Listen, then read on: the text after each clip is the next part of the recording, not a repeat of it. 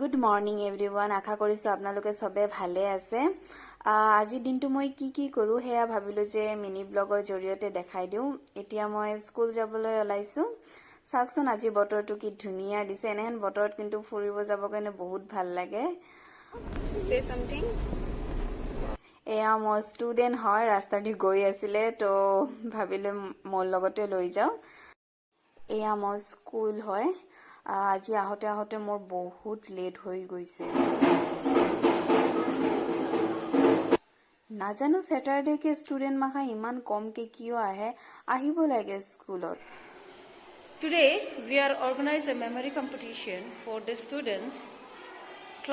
For class wise we are distributed the items. These are the items. আমাৰ স্কুলত প্ৰত্যেক স্যাটাৰডে এটা না এটা কম্পিটিশ্যন হৈয়ে থাকে। স্কুলৰ পৰা মাত্ৰতে আহিলোঁ।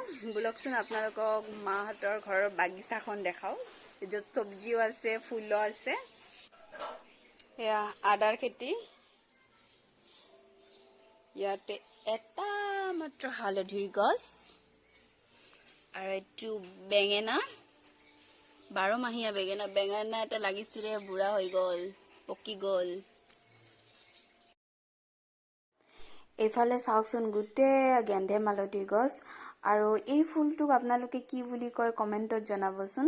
আমি কিন্তু আদা ফুল বুলিয়ে কওঁ। আৰু এই গছটো যি চাইছে এইটোৰ নাম কিন্তু মই নাজানো, কিন্তু সাপে খুটিয়ালে এইটো খায় যাতে বিষটো ওপৰত উঠিব নোৱাৰে। আৰু এইটো হ'ল কপৌ ফুলৰ গছ। বিহুতো গুচি গ'ল, কপৌ ফুল এতিয়াতো নাই। যেতিয়া কপৌ ফুলখিনি লাগে না বহুত ধুনীয়া লাগে কিন্তু দেখাতে।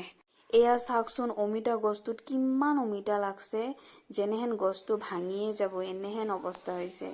আৰু এই ফুলৰ গছ, তাৰপিছত চব্জিৰ খেতি চব আমাৰ দেউতাই কৰে। আমাৰ মা অলপো হাত নিদিয়ে।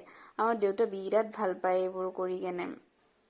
আৰু এয়া চাওকচোন দুটাই মাত্ৰ ভাতকেৰেলা লাগি আছে।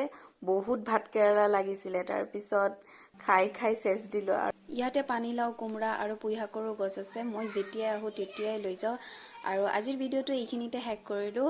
আৰু আপোনালোকৰ যদি মোৰ ভিডিঅ'বোৰ চাই ভাল লাগে তেনেহ'লে মোৰ চেনেলটো ছাবস্ক্ৰাইব কৰি দিব।